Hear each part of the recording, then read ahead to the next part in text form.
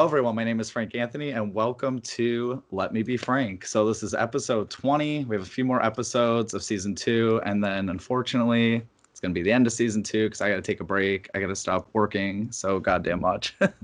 So yeah, I have another special guest again, and his name is Ben Davidson, and he is a author, and he actually just released a book. This episode will premiere a little bit later than when we're actually airing now. The paperback version came out today. It officially came out September 18th. This episode is probably going to be more towards the beginning of October, so just, watch out for that. But give it up for Ben Davidson. Hello, how's it going?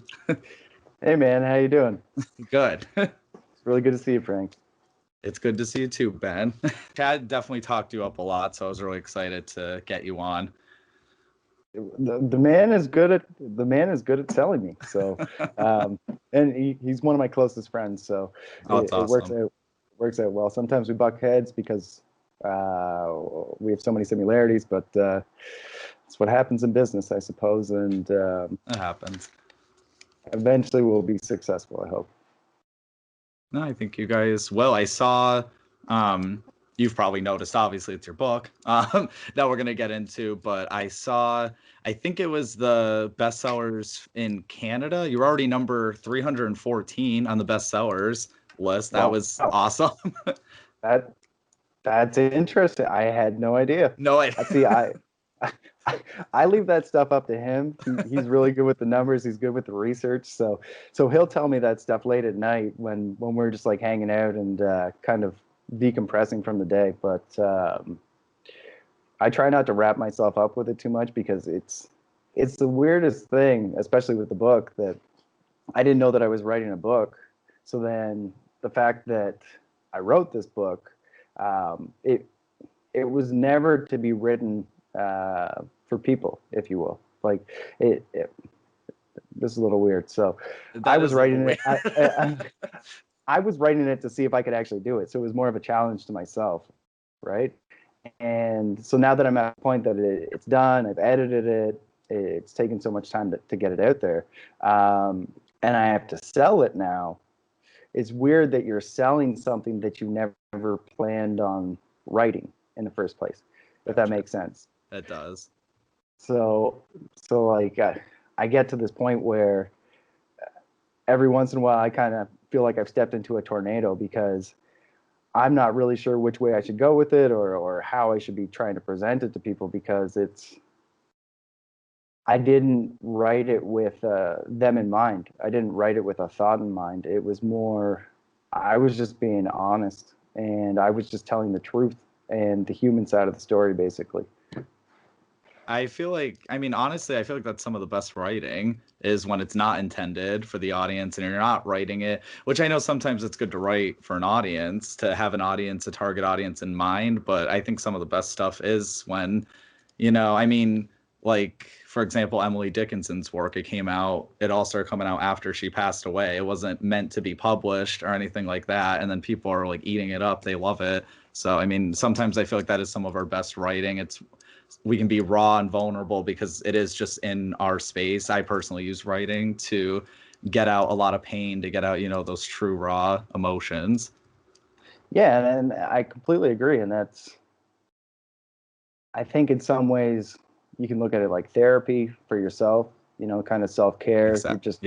You're putting it on the page and you're getting it off your chest. But then it's strange because I was sharing this as I was writing it. It was a 14-day delay from when these actual events would be occurring in my life until I put flashbacks into it.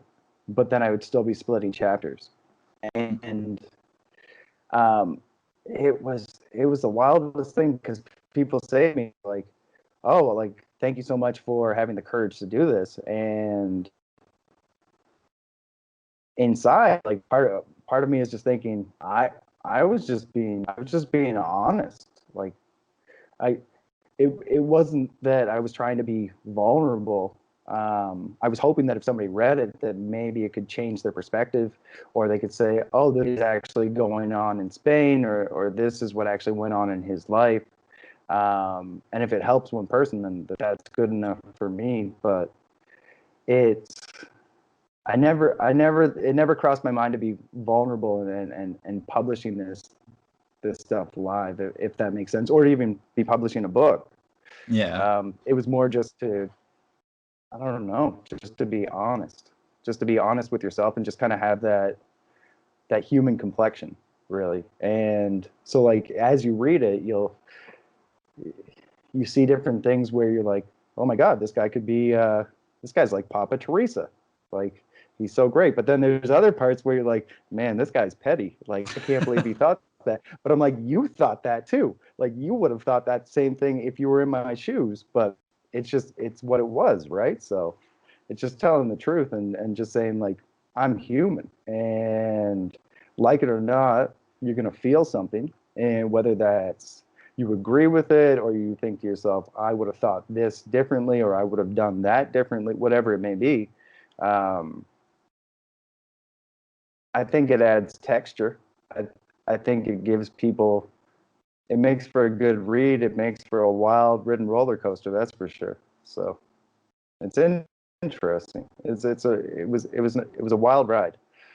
I bet. I mean, I definitely can't wait to dig into that more in a little bit. And the thing too you said about how, like, you'd be like a sort of Mother Teresa in one part of the book, and then another part you're like petty as shit or something. I think that just kind of goes to, like, none of us are perfect at the end of the day. We're human, like, we're not gonna always be like, we're not going to always do the right thing in every single moment. There's going to be a time we slip up or two, and it's just, I feel like that's perfectly normal. We don't need to try to be as perfect as maybe, some of us will try to portray that on, like, social media and stuff, that we're always happy and we're always perfect and doing thing, and it's almost like robotic, and it's unrealistic.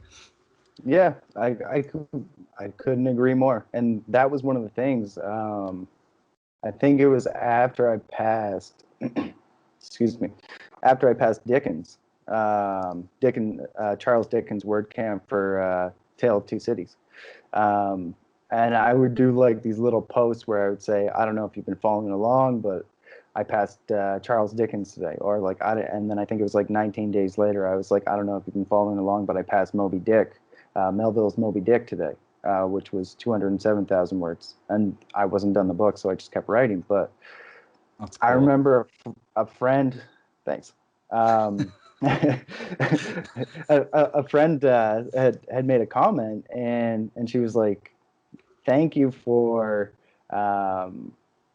just kind of being honest with your writing, and not writing stuff with, like, a beigeness, as you were saying, where we're doing these things where it's just, you want people to think that you're a good person by the stuff that you're posting sometimes, right?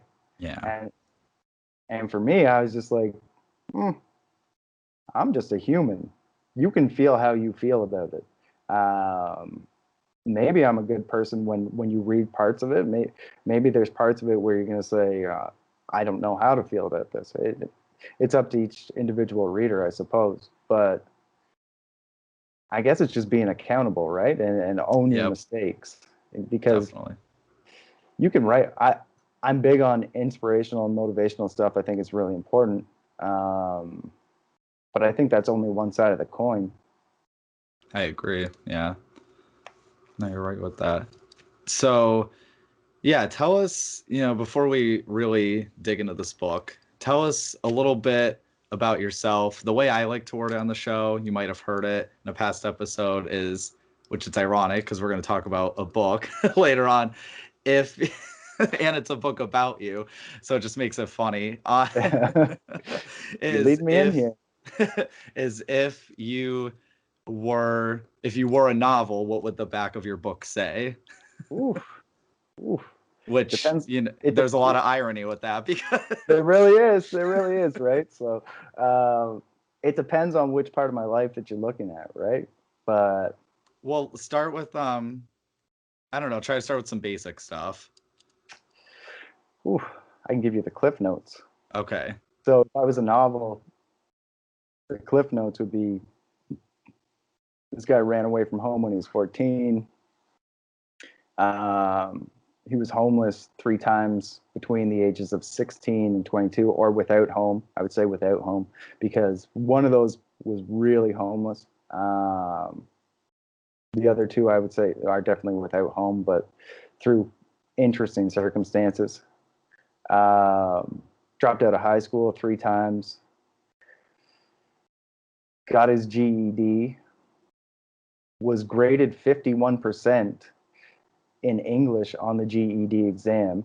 However, when I dropped out of high school, I had 94% in grade 12 English. So it wasn't completely new. I didn't just all of a sudden become a savant or whatever it may be. I was always okay at English, I suppose. Went to college, graduated, moved out of the city after school.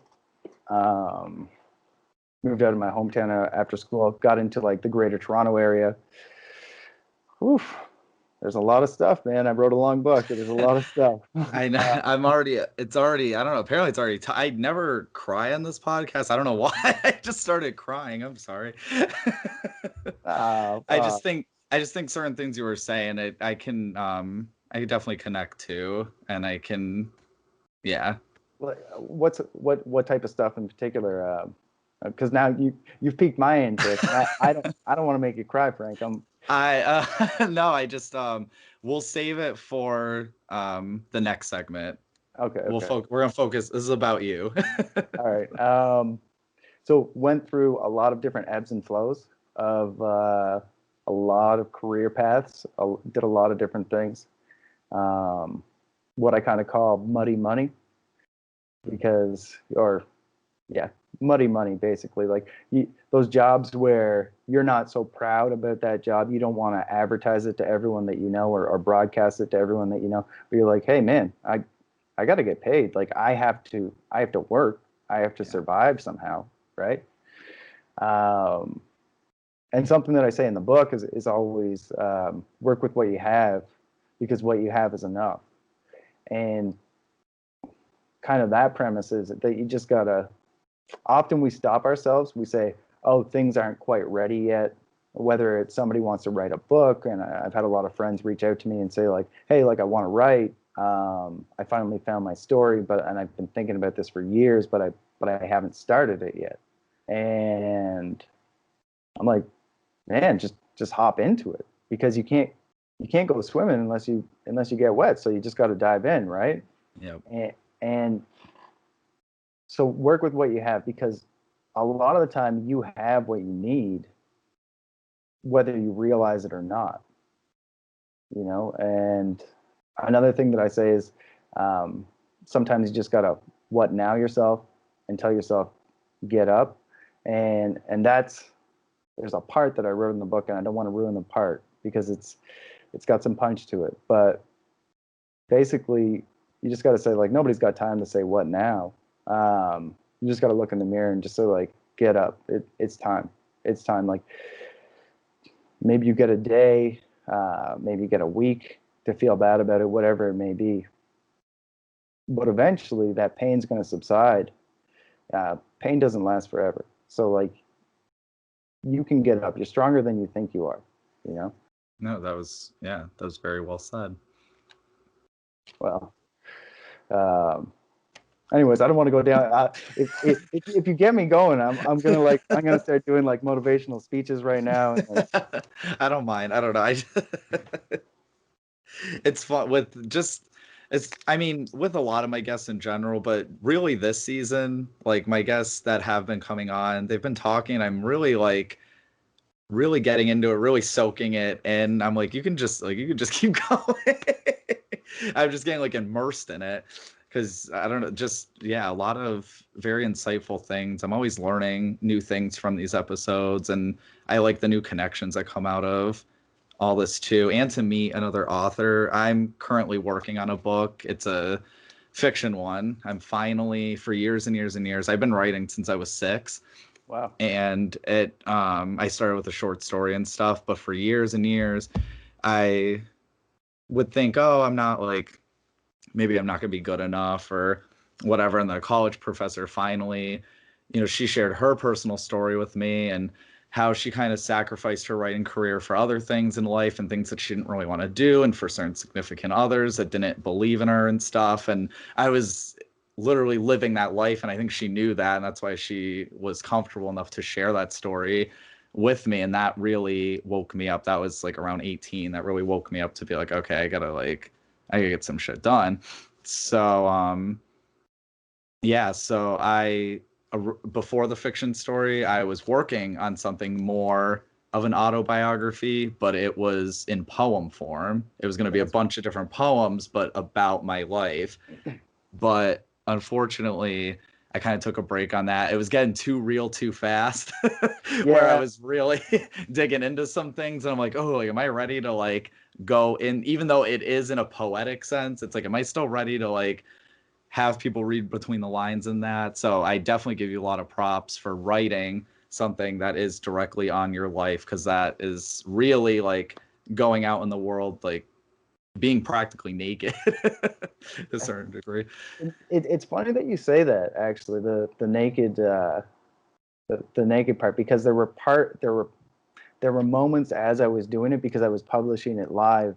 So every chapter I'd just be publishing it live. I'd do like my rough edits. I'd put it in Microsoft Word and just go through it, make sure that everything was spelled correctly. But it's really like, yeah, you strip down and you just kind of show the world, this is me.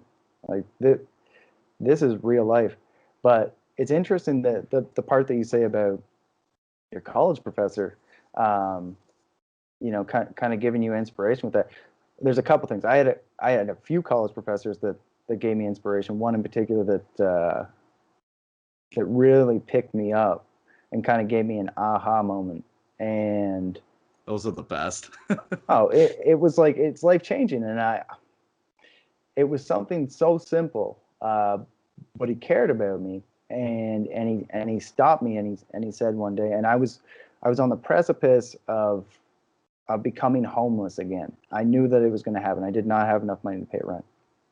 And he stopped me. I was crossing a bridge and inside the school.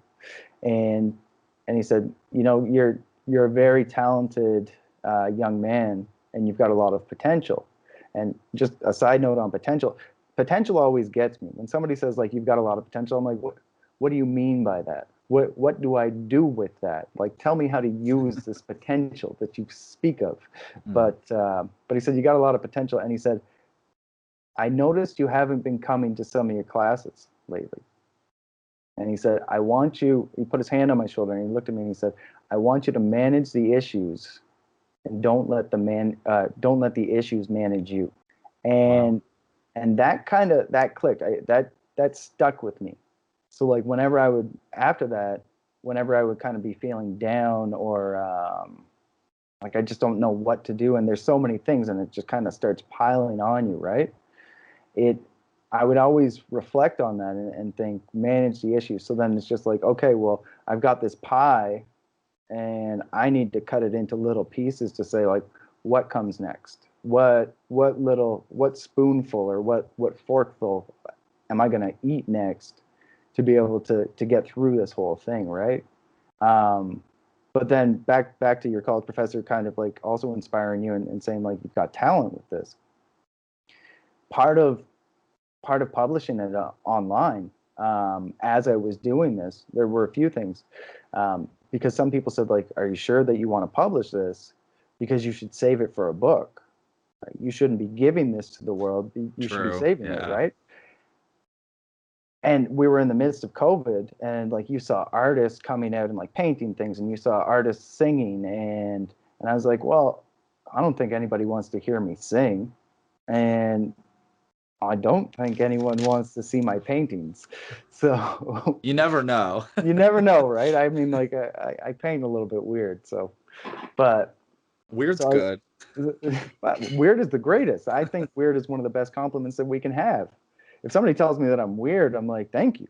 That's one of the nicest things you've said. Sometimes it's context, though, because I mean, there's some, like, I hope you're not doing anything like stalking someone and they're like, you're weird, and you're like, thanks, man. It's true. You're like, Yeah, I'm not that strange, but I am definitely weird, right? But so like while I was going on with COVID, I was like, no, this is what I can do for the world, and it wasn't for the world because I didn't expect the world to see it, but I was like, this is what I can do if it keeps somebody occupied, if it takes their mind off of the fear or the craziness that is their kids just running around at home because they don't have anything else to do and the parents have to watch them because they can't go to school. Great. Maybe this is just a smidgen of what I can do. But then there were other parts where all of a sudden people started writing me and they started saying like, you're good at this, or like commenting and saying like, this is really good, or this is gripping, this is captivating. And I was like, really? Are you drunk? and and that was a moment for me. That was a moment for me. I remember, I think it was like part 7. Because I didn't know who would read it, right? The thing about like posting stuff, sometimes people read stuff, but they won't comment, or they won't click like or heart or whatever. I've learned that. Yeah, I've had what was I gonna say? On my blog, I've redone my website a few different times, and I was posting a kind of like a short story series type of thing. It was called His Entries. I should pick it up again. It was based off of a past relationship of mine, and it had to do with the couple going to a couples counselor, or like a marriage and family therapist, and they were making the two guys write journal entries. So this whole story was on their journal entries and writing about what they were going through. And I remember going into my old job, because at first, like you said, there was like no likes, no comments, especially when it's on a website. Sometimes like it's a little bit different on social media. I guess it's easier for people maybe to hit the like, or I don't know what it is, but I don't get it. But it is. But they it didn't look like people were really interacting with it, and I was just writing it though, just to write it. I was like, you know what, screw it, like I don't need to fucking impress anyone, so I'm just writing this out. And I go to work, and there's like a few people in the break room. They're like, I guess they're like waiting for me to come into work, and they're like, oh my god, like what happens next? Like it was almost like they were becoming this little fan club of the story. They're like, I cannot wait to read the next one. And then I didn't continue it, but no, you got to jump back on that. You got to jump back on that. Well, it's perfect. It's like what you said, because that kind of happened with me as well. So it's really interesting that you said that. It's you kind of say fuck it. You just like, when you get to that point where you say I don't care, like you're like, I'm doing this for me first and foremost. It's not about any money that anyone's going to pay me. It's not about anybody clapping their hands together. It's literally like, you're like, fuck it, I'm good at this, I'm gonna do it, and I like it, and it feels good, and this feels like something that I should be doing. I think that's when your world starts to change. I think that at least for me, and it sounds like for you, like you just got to say I don't care. Because when you say I don't care, like I don't care what my friend is going to say about it. I don't care about people that I like or dislike are going to say about it. I don't care what people are going to read into it. It's not for them. This is for me. They can read whatever they want. And if they don't like it, well, then you've elicited an emotion. And if they do like it, well, that's another one. So, I mean, either way, you're on the right track.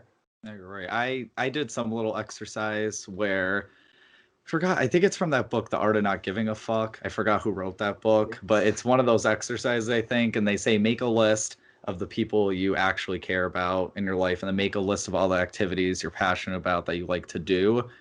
And then if someone, like, I use this a lot for like negative comments online, especially like stuff like that, like any negativity coming at me, I like to use this. Or if those people are saying something about certain things that I'm passionate about, if they're not on the list, then it doesn't need to affect you so deep to your core. Exactly, like 100%. I think for the beginning, I barely went on Facebook.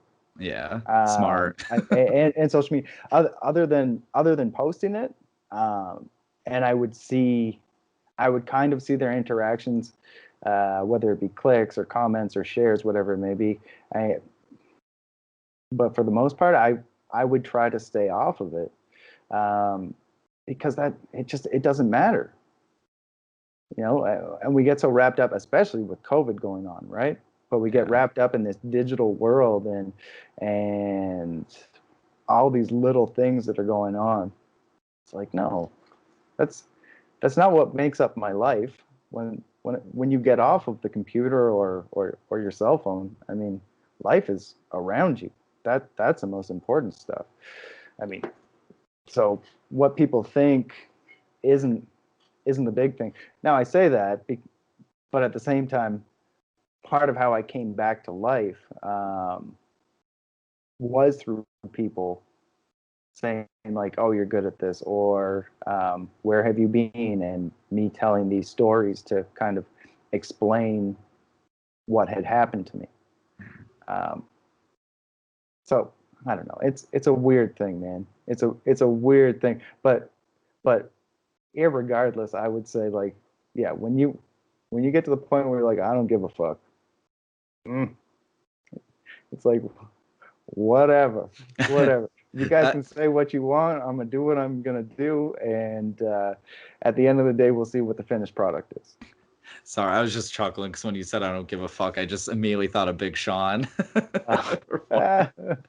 But unfortunately, we do have to take a quick commercial break, so we will be right back. And we are back. So, all right, so now we can dig into the book a little bit more. So, what is this book called?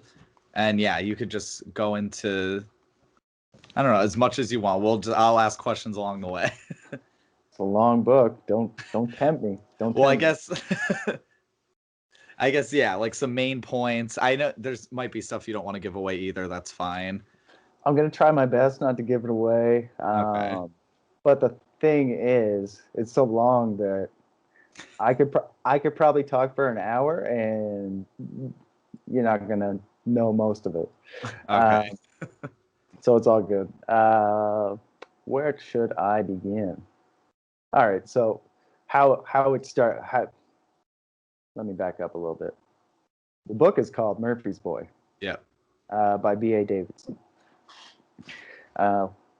which is me. Wow. Just in case. No ghostwriters. Yeah, no ghostwriters whatsoever. I don't do that. I might be a ghostwriter. Who knows? All right. So I had kind of disappeared from the world for about 5 years, following an accident that took place, and we'll say some family disasters. I don't want to give it away too much. Okay. And a lot of other stuff. There was some other stuff, right? But basically, I was living in Madrid with my partner at the time. She was she is a doctor. She's a neurologist. She was drafted to a COVID unit because we started locking down in Madrid. Things were getting really, really hairy, really bad. And I had written a post. I had written one post and posted it to social media, which was not part of the book. It was a post basically saying, like, this is what's going on. They're locking down the country. The military will be on the streets. Helicopters will be flying overhead. You can leave your house to go 250 meters, you can go 250 meters from your house. The only places that you're allowed to go are to walk your dog, to go to the grocery store, to go to a pharmacy, or to go to a hospital, but only if it was an emergency. So if you want to just go get something little taken care of, nope, you can't do that. They won't see you. The hospitals were some of the hospitals, like the big hospitals in Spain, had 1,000 patients with COVID in them.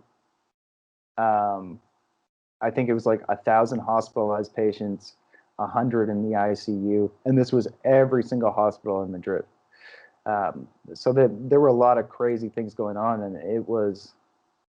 I remember my partner saying to me, she said, "This hasn't happened since the Spanish Civil War." Like we're watching this on TV as the prime minister comes out and he addresses the nation and tells them of all these things.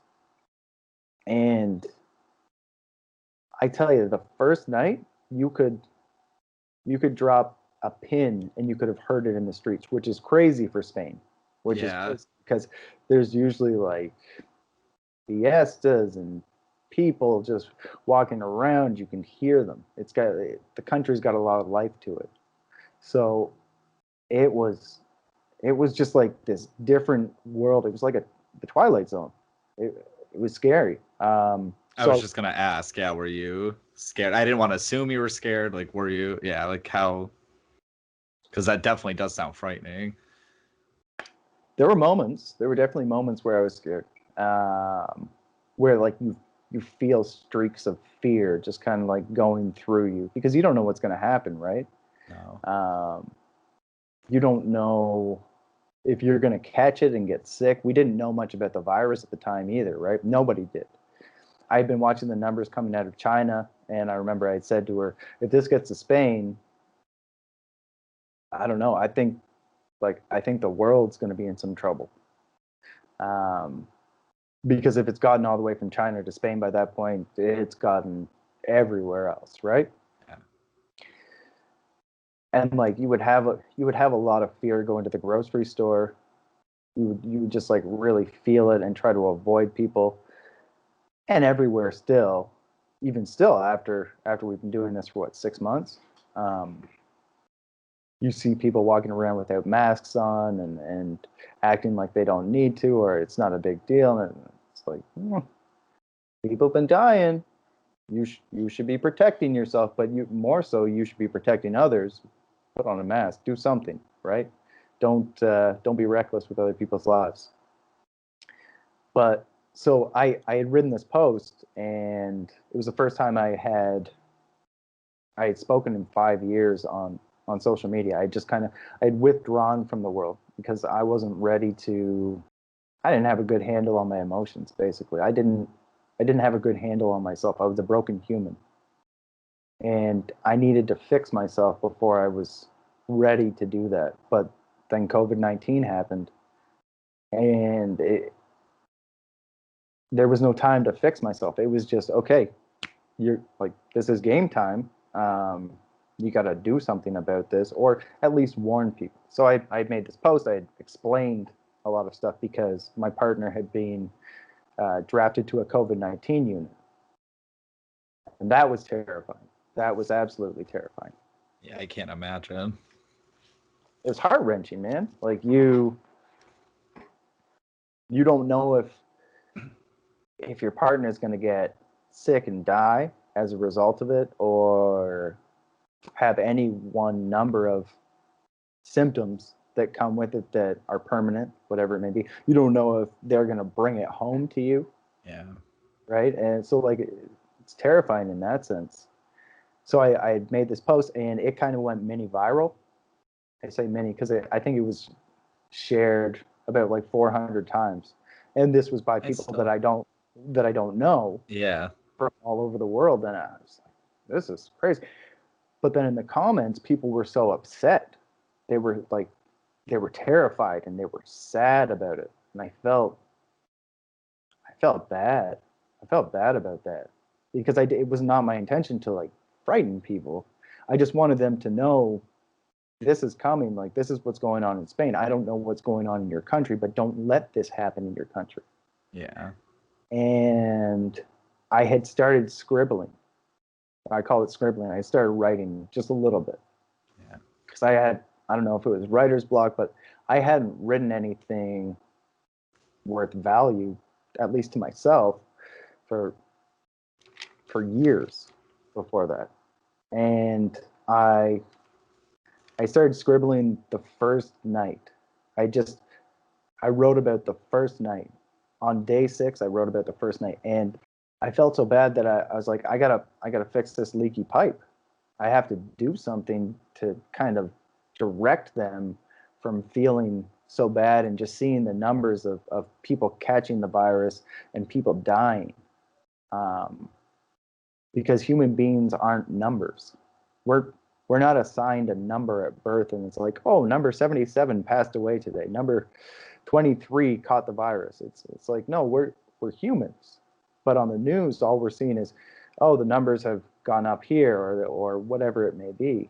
And I wanted to kind of show the human side of things in a way to let people know that maybe it wasn't as grim as the numbers were saying, or it wasn't exactly what the numbers were saying, that there was still life here, and that there were human beings. Like, don't associate people with data.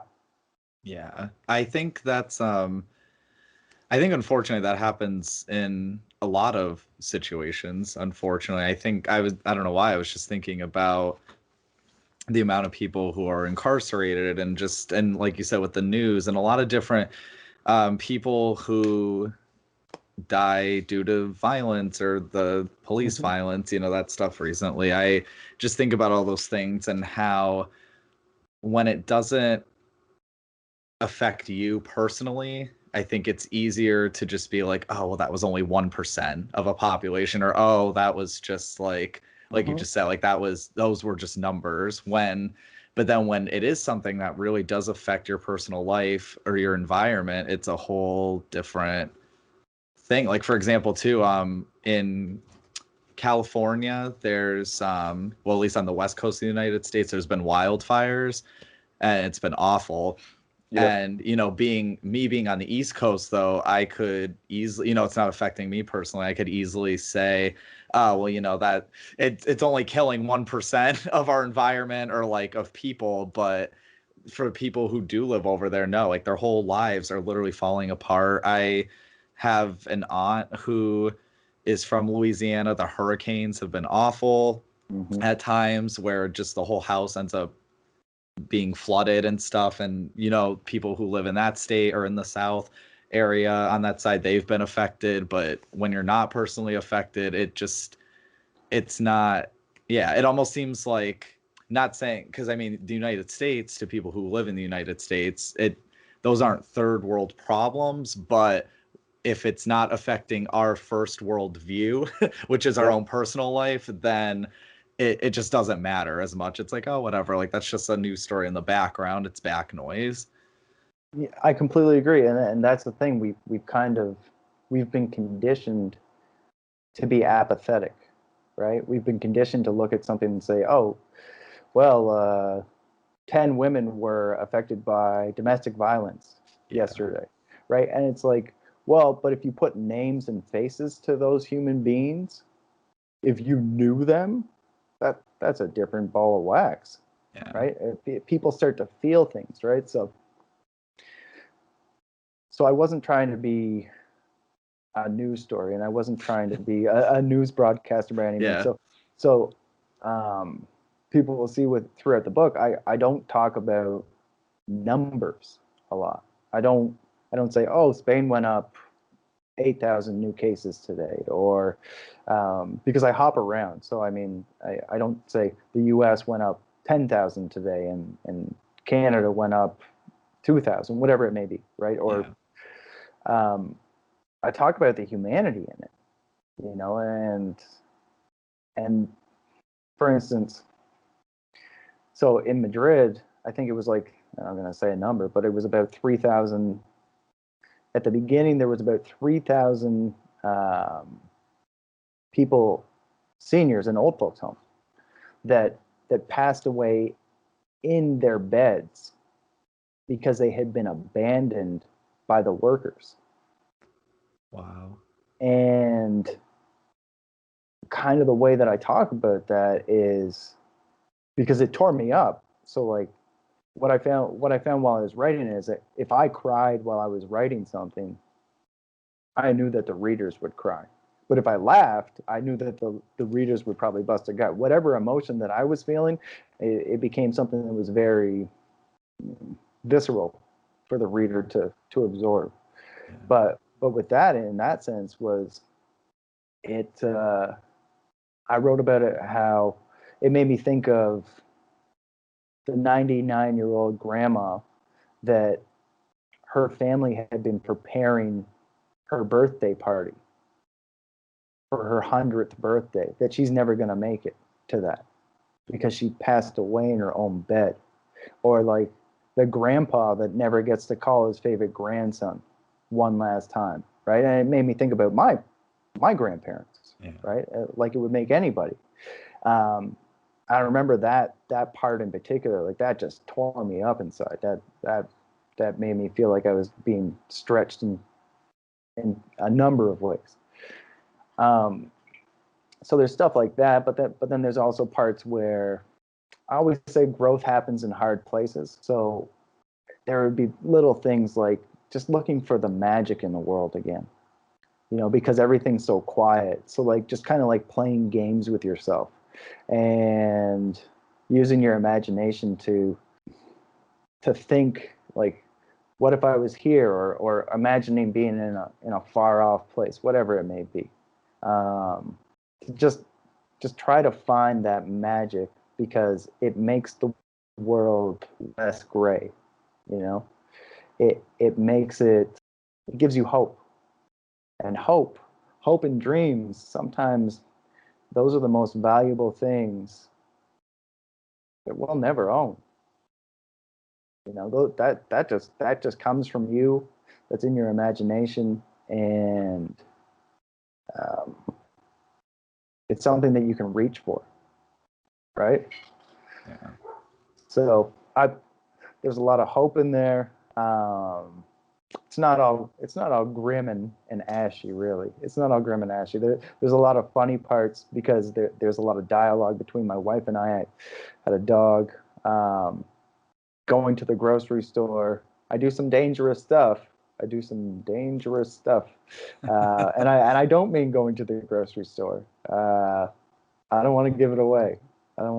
But I get into some trouble a few times, and it almost comes back to bite me. But luckily it didn't, obviously, because I'm telling the story and I'm not in jail right now. So with your story, is a lot of your story told in Madrid, or is it told in all different areas that you lived, or? So the story starts in Madrid, okay. And that goes through until the very end. So okay. You're getting the live story of what has been taking place with a 14-day delay throughout the entirety of the book, and that's over the course of 90 days. Okay. And each day I would write a new chapter. But then I believe it is part 33. I started dropping flashbacks of my childhood or where I came from. So okay.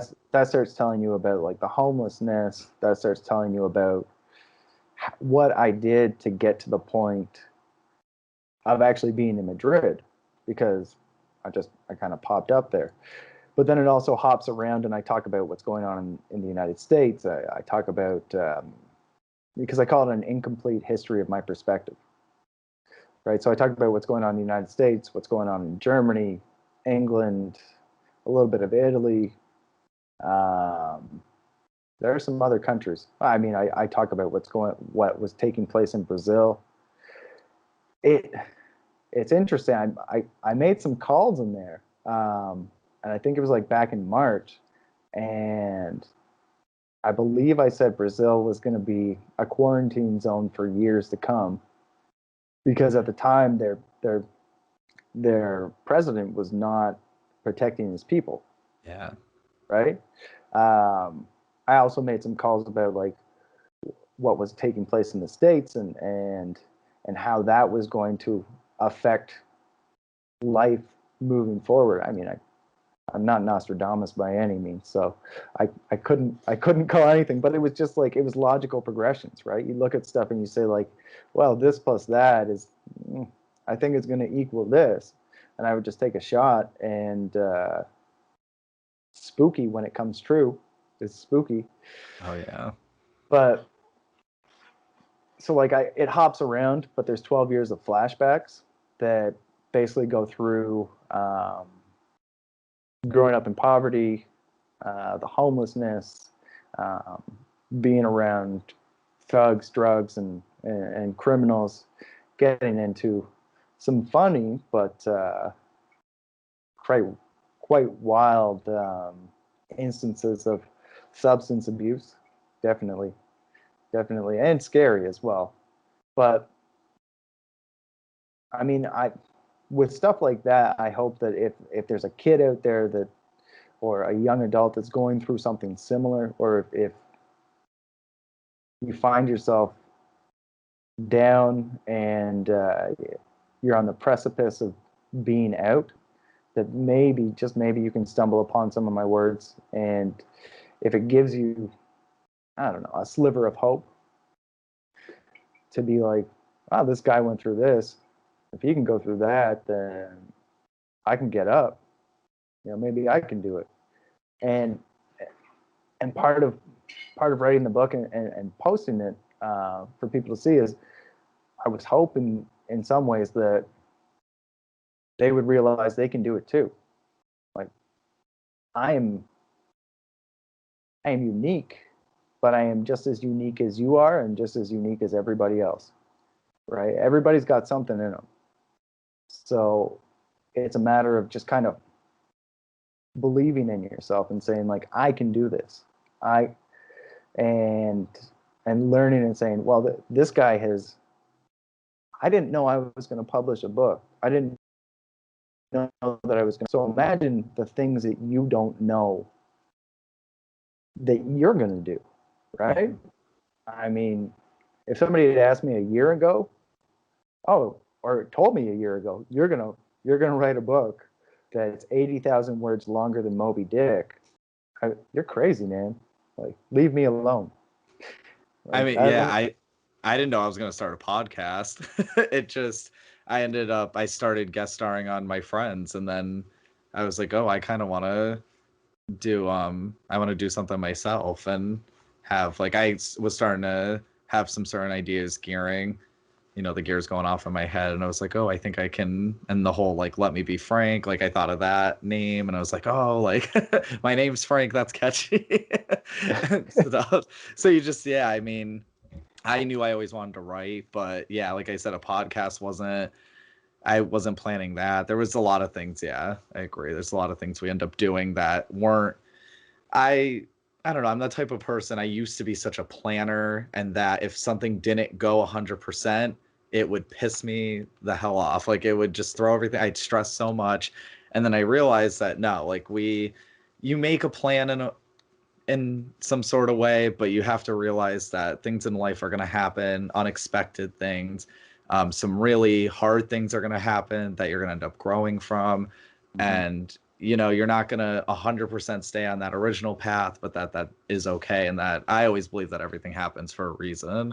Those are the perfect words. Everything happens for a reason, man. Yeah. Everything happens for a reason. And I feel like when you open yourself up to it and you just say, I'm going to do this, I'm going to write a book, or I'm going to take that trip, I'm going to do whatever I can to put myself in a position to get that new job, whatever it may be.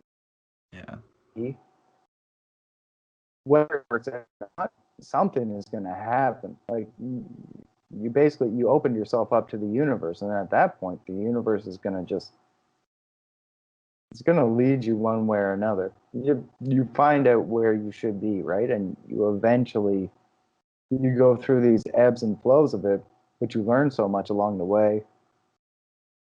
And you also help other people, right? Yeah. I mean, every time we have a new experience, I guarantee that gets passed on to somebody else. So you just gotta be open to it. And as soon as you open up that door, life changes. Life changes, man. You're an example of it. I'm an example of it. Golly geez, there are a ton of people that are examples of it, man. So you just gotta follow it so you can be free. A perfect time to really slide in that commercial break. So we will be right back. And we are back. So before we close off the interview part of this whole thing and get into a little bit more detail into another topic, are there any social media links or websites, or this is where you can share where to buy your book, like any of that type of stuff that you want to say now? Sure. I mean, you can get right now, you can get the book on all Amazon platforms. Okay. Just type Murphy's Boy by Davidson or Murphy's Boy by B.A. Davidson. You can get it in ebook. You can get it in paperback as well. Yeah. You can also go on the Kobo website and you can find it in ebook. You can also go on the Chapters Indigo website as well, and you can find the ebook right now. And hopefully they will sell the paperback in the near future as well. So. All right, cool. Yeah. Did you want to share any social media related stuff for people to follow or connect with you? Or I know you were taking like a social media break too, right? For a few years. I mean, at this very moment, they can look. I work like a ghost. I'm like a ninja. So I like to make things interesting. I mean, we're in the process of building a website to make it a little bit easier for people to find. I should put up a Facebook page at the very least, so we're also in the process of doing that. But where you can find all the stuff that I post, because I just post it publicly, is if you can find me on Facebook. If you can track me down and you can find me on Facebook, you will find all kinds of crazy great quotes, poetry. Every once in a while, I do these David Attenborough spoof videos. I call it Davidson Attenborough. They're ridiculous. They're funny, but they're ridiculous. So you can also find those on there, and then you can find little snippets of the book that I post up as well. But other than that, we are in the process of building ways for human beings to track me down. But that's more because the management wants people to be able to find me. If it were up to me, I'd just be a ninja that throw a book out into the world, and I'd be like, okay, hey, wait till the next book comes out, because I'm very sneaky like that. So. Well, that's why it's good to definitely have people like that be able to slowly start building a team. Yeah, I'm a one-man show for now, so. I was a one-man show, and then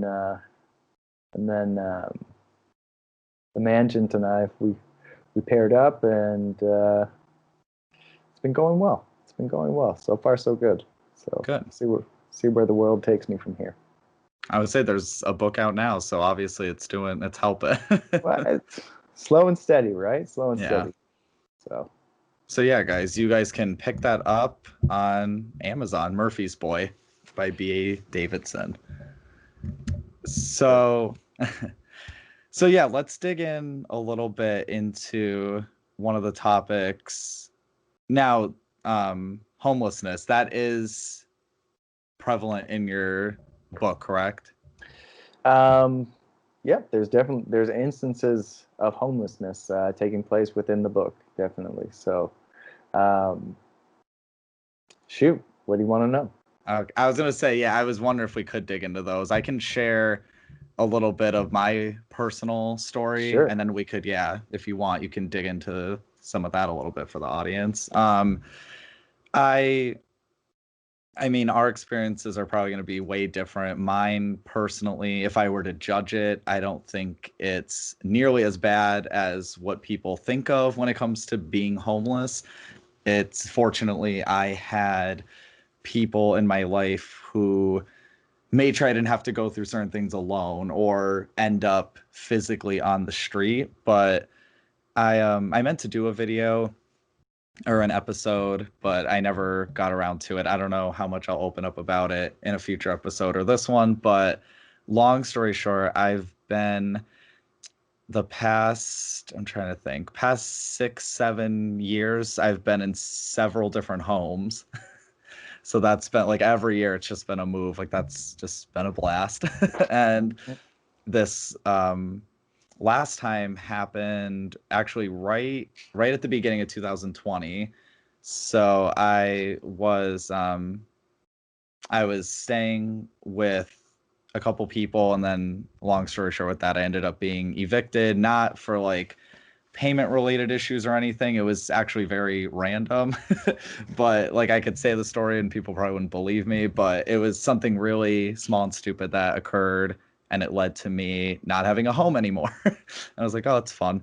So for 2 weeks I didn't have anywhere to live, and I had to crash on family members and people's couches, and it was very scary. Is the most basic way to describe it, because you just didn't know. I mean, talk about really doing the most you can in one day and not wasting time, because you really have to figure out, you have to come up with like just a last resort plan of like, what the fuck am I going to do?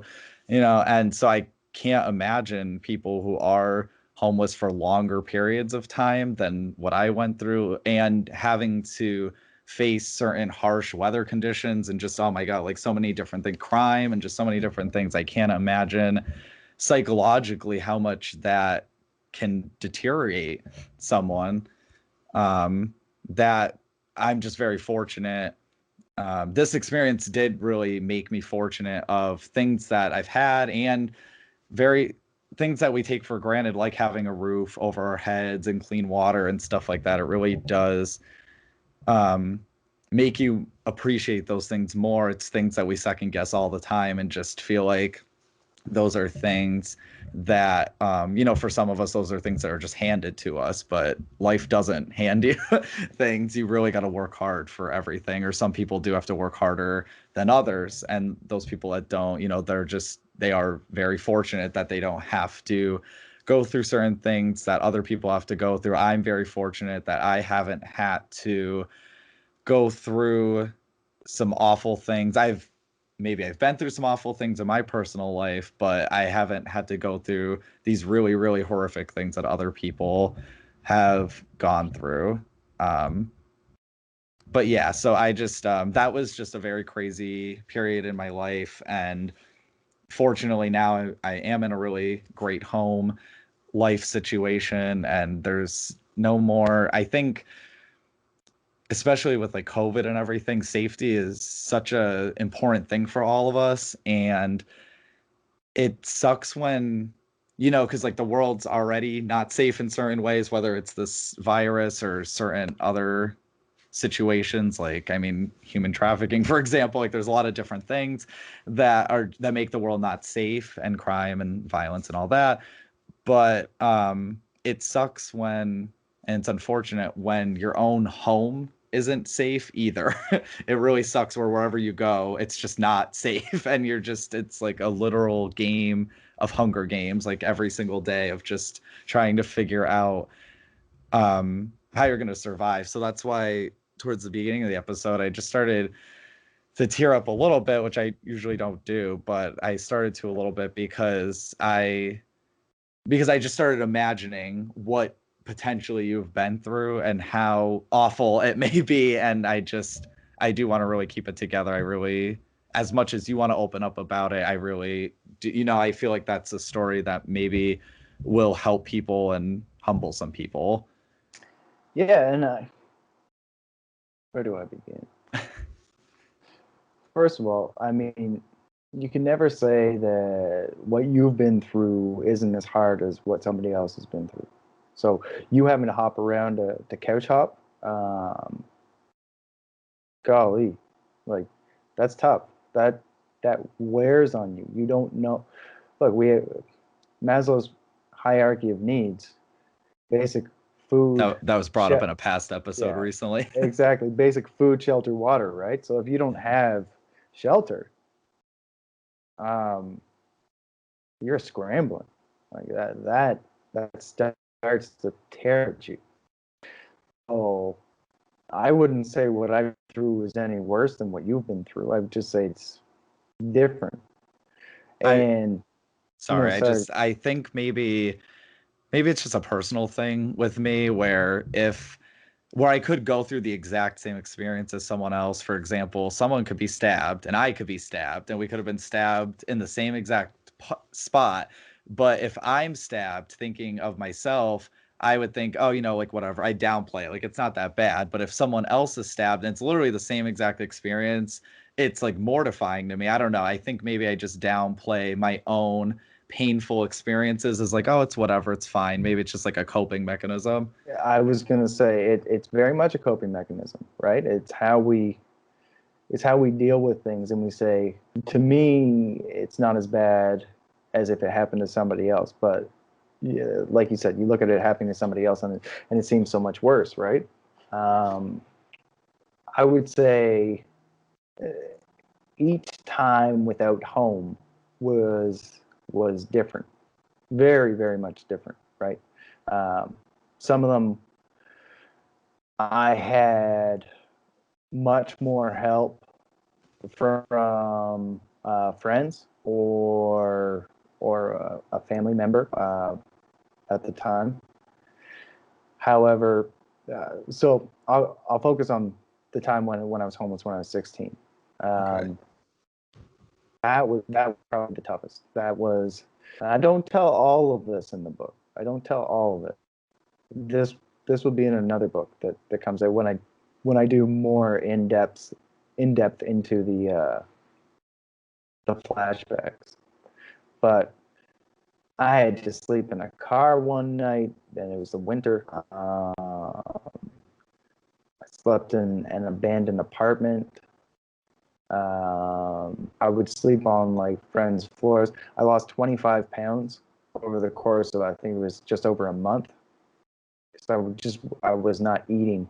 It's just not eating. And it's a real humbling experience to go to a friend's house at the age of 16 and you beg for a piece of bologna. A piece of bologna. I won't even eat this stuff now. But you beg for a piece of bologna because you're so hungry, right? So I would go over to friends' houses or something, and it's harder then because your friends don't have apartments, right? They're kids too. So you can't just say, oh, can I come sleep on your couch? Like, can I stay in your spare bedroom? Whatever it may be.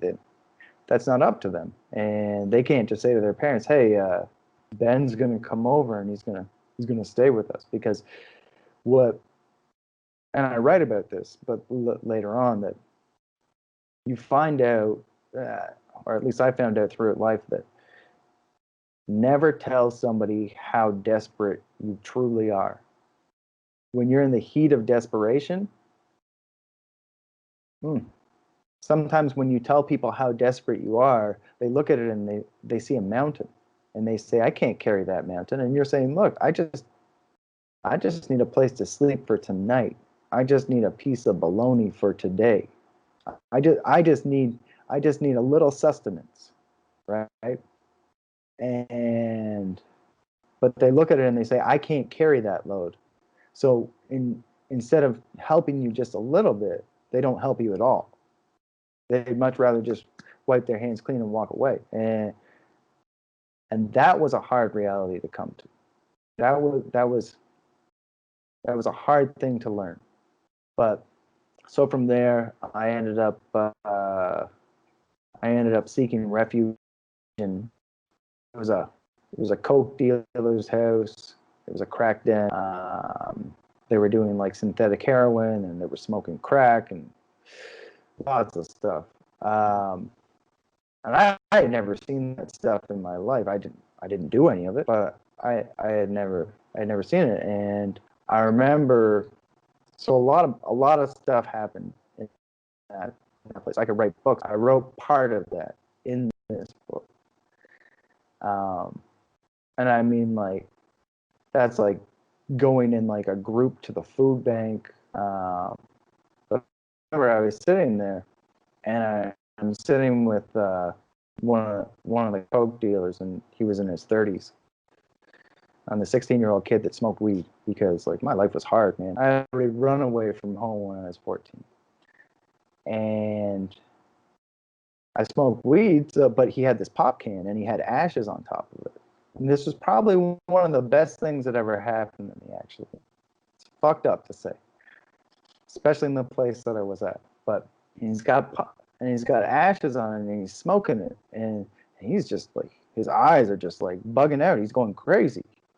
Look at him. I think he's smoking weed, but I can't see the weed. But I think he's smoking weed because I've never seen crack. Yeah. And I'm like, give me some of that, man. Yo, like, give me some of that. Right. And to me, and he says, if I ever see you smoking this shit, I swear to God, I'm gonna fucking kill you. And I was like, okay, I'm not gonna touch it. Thank God, the man was smoking crack. Had I smoked it, who knows? We're probably not having this conversation.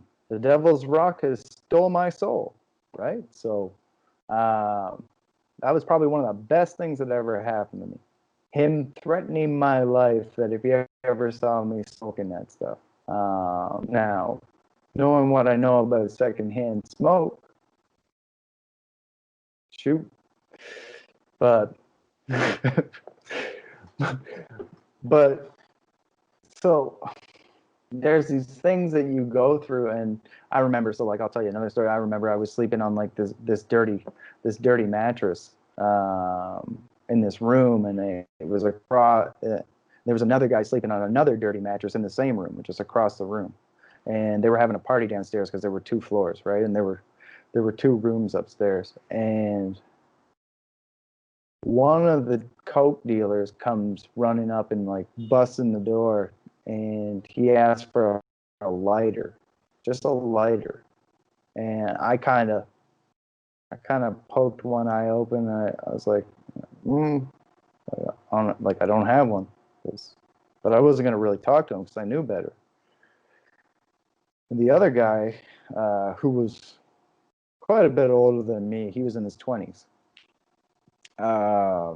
He's like, no, man, I don't have one. Apparently, that was a magic word, because then the coke dealer just starts laying the boots to him, like just booting this guy while he's laying in bed, and I'm laying across from him like 7 feet with one eye open, just watching this. There's nothing that I could do. I was not strong enough to take this guy down. And had I tried, then the rest of the animals from downstairs would come up to get me. So those were horrific experiences. But I tell of much more horrific experiences in some other senses throughout the book. There's things that, like I said, it'll make you laugh, it'll make you cry, it'll make you feel something, it'll make you feel love. It'll also twist your guts up sometimes. Like there's one chapter in particular where I put a disclaimer on it. And I say, I don't want to cause you any, if you think this will impact you negatively, I don't want you to read it. Just scroll past it or turn the page, because I don't want to hurt people with this stuff, but at the same time, it's real. Like, yeah. I write real life. I write nonfiction. I don't sugarcoat things. I was just gonna say, yeah, I think it's easier to deny that certain things happen or pretend like certain things happen, but they do. Yeah, you got to be realistic. Well, and that's the thing. And so, like, when I was writing the flashbacks, man, like we were saying earlier, it's like it's a self-therapy in a way. Like, you get that stuff out. But there would be times where I would be writing it, and it would just tear a hole in me to get this stuff out for other people to read. And then I would just post it, which would be unbelievable to actually put out there for other people to see. Yeah. But it was good. It gave people some real texture. And there would be people from my hometown that would say, "Oh my God, I didn't know. I can't believe that happened there." And I would respond, "Well, we all live in our own little bubbles, right? You only see what's in your bubble. You only see what's around you. So we could live in the same town, or we could live in the same city, but what happens to you could be very different to what happens to me. And you just don't know. You don't realize it, right? So it adds texture. It gives people an idea of what's going on in life, and it's real life. It's reality. So that's the way that I write. I try to give people a taste of realness, a human complexion, is what I say. While talking about humanity and trying to, I don't want to say, I talk about how I should have been a better human in different instances. I don't go out there and necessarily tell people this is how you can be a better human. If you can learn from my experiences to save you from going through the pain of whatever it may be, great. That makes me feel good. I've had people tell me that like it's really changed their life, or it could save lives, or it can give them a new perspective, or make them feel like they can get up. And I don't care if I don't make a dime off this thing. I don't care. Well, I think you're definitely. I saw in one of your posts, the comments, there was already like a bunch of people that were already saying, "I bought it, I bought it." So I think you definitely at least got something. Maybe I made it. Okay, maybe I made a dime. Maybe I made a dime. But I don't care about that, right? Like if I can change somebody's perspective, that's the most important thing for me. If I can make somebody feel better about themselves, or give them the confidence that they need to be like, I can do this. I can get up. I can do that. That's the most important thing for me. Because like I said, I didn't write it to make money. I didn't know I was writing a book. I didn't plot anything out. It was really interesting how I found the ending, because what I was going to do in the beginning was, I thought I was going to write until I was going to do flashbacks until I got back to the point where I started writing the book. Like it was going to kiss itself, right? But it evolved into something, and I started seeing this thing. And I remember I hit part 89 on, it was the 89th day, and I had a friend that said, "Oh, you're going to go to, like, where do you think you're going to stop?" And I was like, if I could stop it at 86, and this was back in the 70s, I said, if I could stop it at 86, I'd be happy. Because, like, I've been writing for like 70 some odd days straight, man. Like, and it wasn't small amounts of writing. Like, I think the first chapter was like 800 to 1,000 words. There's some chapters or there was one chapter that was 6,700 words. Wow. And like, I'm doing this each day. So like, and then by the end of it, I was averaging anywhere from 4,000 to 5,000 words a day. And for me, for that, because I noticed people were reading it, I didn't want to rip the reader off. I felt like I was cheating myself, and I was cheating the reader if I was doing anything under, like, say, 3,000 words, 3,500 words per chapter, which would be like, I don't know, anywhere from like 5 to 8 pages, 9 pages in a normal book, whatever it may be. So I was trying to do that, but and my friend was like, well, you could go to 100. And for a little bit, I thought maybe I was going to go to 100, but then I realized, like, I didn't know I was writing a book. Just to write to a number, that it doesn't make a lot of sense. But so I hit part 89, and I knew it. Like, I knew it. Like, I put on Hopeless Wanderer by, oh golly, what? Oh, Mumford and Sons. Yes. I put on Hopeless Wanderer. Like, I'm power walking around like the apartment. And it's like 5 a.m. in the morning. Like, I'm just like strutting. Like, I'm like, I did this. I just hit it out of the park. That was it. I hit it. I did another part. Well, actually, I did 4 more parts after that. But part 90, I turned into the epilogue. And then I realized that I started to write the sequel, the second book, which is the story of Almost, which tells, whew, there's stuff in Murphy's Boy. The story of Almost is going to start blowing people's mind and ripping their hearts apart. And it will also make them feel a whole lot of love and all kinds of mixtures of emotions. But so like I pulled it at that, and there was this really weird moment. It was like writer's grief, where I felt bad after I had to stop. Like I felt bad for pulling the plug on it, and I second guessed myself, and it took me about a week to say like, no, that was my ending. Like that's the ending right there.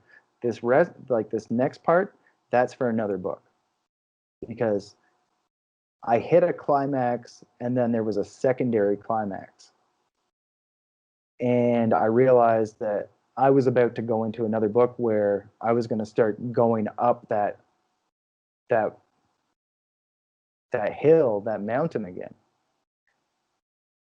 But boy, oh boy, I'm not gonna ruin it. But man, the way that I ended it, I was like, ooh, that's a good pie. I baked a good pie, and I was proud of myself for that. But it was hard. It was really hard to pull the plug and say like, this is over. Yeah. I unfortunately, I'm gonna have to let you go really soon, but I wanted to ask one more thing before we closed it off. Shoot. And it kind of was going back into the whole homelessness thing, where I don't know, I just kind of wanted your take on, I think about how, depending on people's experiences, not with being homeless, but like dealing with homeless individuals, there's some people that will help the homeless, there's some people that won't. And for some people that won't help the homeless, sometimes there's an experience they may have went through that was negative, and then they just never help anyone again. I was wondering what your take is on all that, because some people believe that all homeless people or some homeless people are scammers, or that they're, like, I don't know, like, what is your whole, like, what advice would you give to people to, like, what mindset should people have? Sure. Sorry, that question was a little everywhere. No. It's a good question. It's a really good, and it's an important question. Yeah. I look at it like this. So like I'll tell you a couple instances. There's been instances where I've walked by a homeless person on the street, and they asked for money, and I gave them $20, gave them $20, and I kid you not, you walk 5 steps in the same direction that you were going, you turn around and they're gone, right? And you're like, okay, maybe they went to the liquor store. Yeah. Maybe they went to go get food. There was another instance where I walked out of a plaza one time, and a guy walks up to me and he was like, "Excuse me, I hate to bother you. Could I ask, do you have any extra money?" And again, I had a 20 on me, so I gave him a 20, and I said, "Can I just ask you one question?" He said, "Sure." And I said, "Don't worry, like I'm going to give you this money no matter what. So whether you tell me that you're going to go get food, whether you say you're going to go to a liquor store, whatever it's going to be, I'm going to give you this. Like I'm committed to it at this point." And I said, I was just wondering, like, what are you going to spend this money on?" And he said, "Oh, I'm going to go downstairs and I'm going to go to a Subway and I'm going to get a sub right away." And man, it broke my heart. It broke my heart. And we ended up chatting for a while, and he said that he was going to a social services center, basically where they teach people to use computers, so he could learn computer skills, so then he could try to go get a job, right? And so, like, I felt like I couldn't give him enough. I couldn't give him enough. And so, like, there was also where I used to live on an ave called Quebec Avenue in Toronto. There was a guy named Jerome that would go through the recycling bins, and he would pick up bottles, so then he could take the bottles back to cash them in. And I would come out and I would talk to him, and I'd give him like 20 or 40 bucks or dollars. I keep saying bucks because Canadians say bucks sometimes. Okay. Dollars. And some of the other neighbors had bought him like nice winter boots. And I would make him like a coffee or a hot chocolate if he wanted. I would give him some extra clothes or like socks, whatever it may be. And I asked him, I said, do you want to come into my house? Do you want to sleep here? Do you want to stay here? And he's like, no. I don't want to do that. And I don't know what he had been through, right? But for some reason, he did not want to go into someone's house. And you don't know what these people are running from, right? Yeah. But when you look at somebody going through a trash bin, when you look at somebody going through a recycling bin outside of your house because they just want to get bottles that they can take back to try to make some money, or you see them on the street, whatever it may be, they're begging for change. You need to realize that these people's lives are hell. These people's lives are hell. And that they need your help. They need your help. And whether they use that help the way that you want them to use it, whether you give them $20 and they go to a liquor store, or they go and buy drugs with it, or they go and buy cigarettes, or they go and buy food, they need your help. And it is not up to you to decide how they spend that money. It is not up to you to decide what they do, because you have to understand that the reason why that they are homeless, the reason why that they have lost their dignity and pride and they are begging for change on the street, something happened there. Something took place there. Maybe there's a disorder there, a mental disorder or disability there. Maybe it's just a normal disability. Maybe some guy got into a car accident and he's never got himself back up. Whatever it may be, but they need your help. And whether they are feeding themselves with food and nourishment, which is what you want them to do, or whether they are drinking their pain away because they just don't know how to cope with it. They don't know how to deal with whatever is just eating them inside. That's not up to you. That's not up to me or you or anybody else to decide. You know, you don't want them to hurt themselves. You don't want them to drink themselves to death. You don't want them to do drugs. But I don't get to decide how they're treating their pain. You know, I can try to bring people to them to try to help them if need be. Or I can say, hey, you want to come with me? Let's go to this shelter. Maybe not even a homeless shelter. Let's go to this facility so you can talk to somebody about this stuff. So you can try to start working through whatever it is that's been eating you inside, right? So I say help them. I say help them because I don't get to decide how they treat their hell. I don't get to decide that. I get to try to help them any way that I can, whether that's money, whether that's bringing them a sandwich, whether that's talking to them for a while just so they feel human again. Well, that's what I've been thinking about, and that's why I think it's really interesting that you said that, just the general fact that they need help. And I think it's really important we have more conversations, because at the end of the day, we should be viewed equally. We're not, but we all should be. We are all human. I think it is really important to have to have more conversations, and then maybe that will lead to figuring out how you could help, because everyone's story is different, but you could figure out how this person really does need help, whether it's food, or if it's something more on the psychological side, if they need certain resources. Like you said, that guy was going for computer classes. Like, there's a plethora of things that someone could need assistance on, but we don't know if we don't have those conversations. I completely agree, and that's the thing. So give people the time of day. Yeah. Whether you feel like they're entitled to it or not, you may just very well learn something. Everybody's story is different. Yeah. You know, people didn't know about mine until I put it on paper, but they still don't know everything. They barely know me. Even after 600 pages. even after it, man, because life is complex, right? It would take a lifetime to tell you about every aspect of my life, just like it would take a lifetime to learn about every aspect of yours. Yeah. So I was fortunate enough to write it down, parts of it, right? And it will become an anthology, because there's many more stories to tell.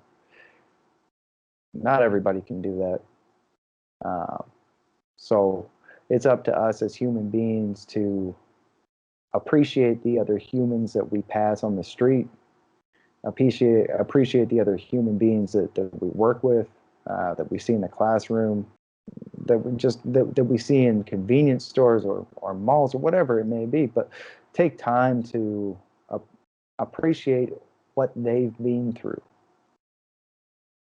because it might just touch your soul. It might make you feel something. And if it makes you feel something, well, you might just become something new because of it. So. Perfectly said. I want to thank you so much, Ben, for being a special guest on the show. Well, thank you for having me. This has been absolutely awesome. Awesome. I'd love to do it again sometime here. Oh, You're definitely. a great host. Thank you. I mean, you're gonna have more books come out, or just whatever. Yeah, definitely. I would like to have you back as a guest. We could talk more in general. I definitely want to get your book, and I can let you know what I think of it. Yeah, you got to get my book, and if you don't like it, Frank, don't tell me what you think. Oh, don't? Okay, I was gonna say I'm very honest. Nah, you're gonna like it. I would actually love the honesty. I would love the honesty. Yeah, no, and you'll like it. I can tell that you like it, because we have similar thought processes. All right. Challenge accepted. I want to thank today's sponsor for the episode, or sponsors. I want to thank my friend Zapfire. He does the intro and outro music for seasons 2 episodes. And I want to thank each and every one of you out there for watching, for listening, for supporting. It just means so much to me. When you guys like the episode, share them and everything, it just means so much. We've been slowly growing as a community. It's awesome. So yeah, I hope you guys have a super special, awesome day, and bye.